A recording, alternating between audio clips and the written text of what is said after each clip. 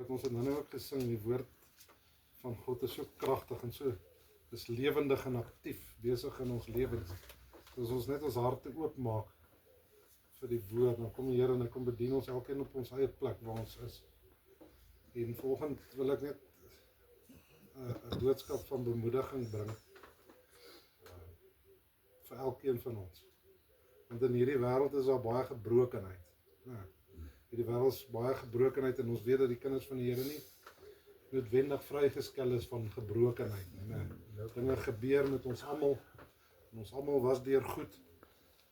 Ons weet ook die woord sê, many are the afflictions of the righteous, but God delivers him from them all. So ons weet daar is dinge, hy sê, hy het op 'n stadium met sy disippels een kant toe gevat en hy sê ek het julle hierdie dinge vertel sodat julle in my vrede kan hê. In hierdie wêreld sal jy dit moeilik hê, maar hou goeie moed. Ek het reeds hierdie wêreld oorwin. Be of good cheer, sê die Engels. So hou goeie moed. En ek wil praat oor daai goeie moed, want baie keer deel ons met hierdie gebrokenheid in ons lewens en ons moet moed hou, want ons het 'n lewende hoop. 'n lewendige anker agter die gordyn. Sy naam is Jesus Christus. En in hierdie gebrokenheid, baie keer kom ons na die Here toe en sê, Here, hoekom gaan dit so met my? Ek is 'n kind van die Here, hoekom ek is getrou en ek gaan kerk toe en ek lees en ek het stilte tyd en hoekom deel ek met hierdie dinge? En ek dink hierdie skrif gaan 'n bietjie vandag oor dit.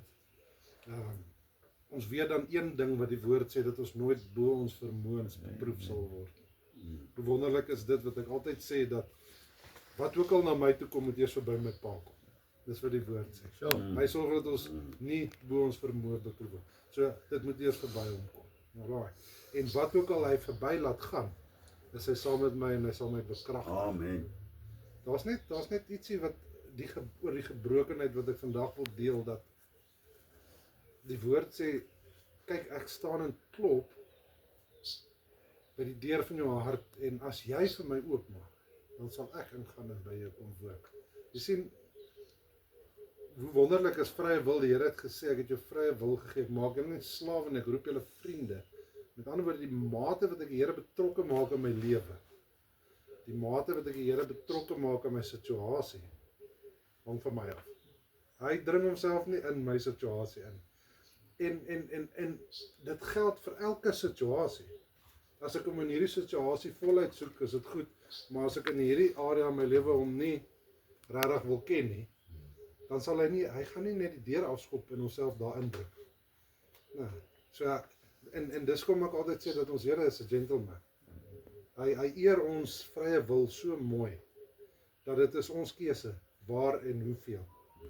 Hy sê, if you seek me and you diligently seek me, I will cause you to find. Dus, hoeveel wil jy hê en hoe graag wil jy my hê? Want soos graag wat jy my wil hê, so sal jy my vind. En dis wat vir my so mooi is van ons Here, en dis dieselfde met ons gebrokenheid en ons omstandighede in die wêreld. Daar gebeur erge dinge met die kinders van die Here ook. Maar ons het hierdie vertroosting dat die Here saam met ons gaan ons deur 'n dal van doodskade hê. Ek gaan niks ontbreek nie, die Here is met ons, hy is saam met ons, hy gaan deur ons. So ons het hierdie ding, Josef en sy broers, ons weet die hele verhaal van Josef, en hoe hy verkoop was, en hy was 'n slaaf, en hy's deur 'n hele lewenservaring, deur 'n tronk, en al die goed, en op 'n stadium toe sy broers Egipte toe kom, om te kom kos soek in hierdie droogte en hongerte tyd vir hongersnood, het sy broers by hom gekom, en toe hulle agterkom is hy, toe sê hy vir hulle, 'n baie interessante ding, hy sê, that's what you intend for harm, my God used for good. Wat ook al die wêreld na ons toe gooi, ek wil bemoedig vandag, wat ook al jy mee deel, gaan ons Here vir goed gebruik. Nou, in die 15de eeu, wil jy 'n storie vertel, hier in die 15de eeu, is daar 'n Japaneese emperor, 'n keiser, né? En hy het hulle tee gedrink, ek het tee al gedrink, maar dit help nie vir my Engels nie. Ek het getraai, maar hy het tee gedrink, hulle drink het so 'n bakkietjie uit, en dit was vir hom 'n baie kosbare bakkie, en hy die ding het gebreek. en dis porselein en hy stuur hom toe China toe dat daai Chinese vakmanne die ding weer heel maak want hy wil daai een hê. En hulle het hom reggemaak en hulle stuur hom terug, maar hulle het vir hom metaal stypels ingesit. Weet baie soos wat jy 'n wond sal stypel, het hulle hom nou gestypel. En toe sy baie ongelukkig want die ding is lelik. En toe soek hulle nou in Japan en hulle kry toe 'n vakman wat vir hom die ding regmaak. En wat hulle gedoen het daai tyd is hulle vat 'n hars of soos 'n kleurlekker as ek die Engels kan gebruik.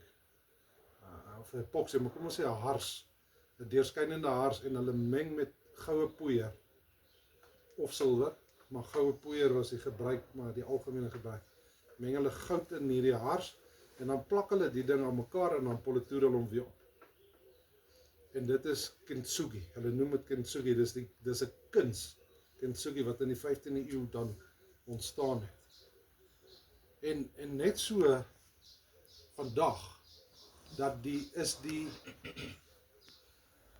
porseleinware wat so herstel het meer waarde as 'n heel een. So ons gebrokenheid.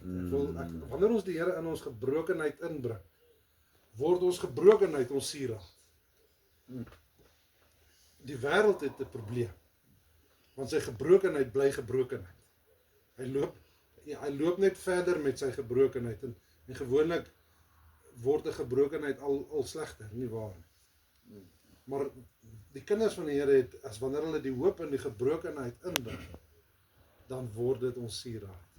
Jy sien, dit wat die vyand vir sleg bedoel het, dit sal hy gebruik vir goed.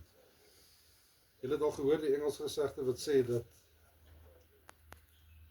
been there, done that, got the t-shirt. Jy sien, in Openbaring sê die woord dat we overcome by the blood of the Lamb and by the word of our testament.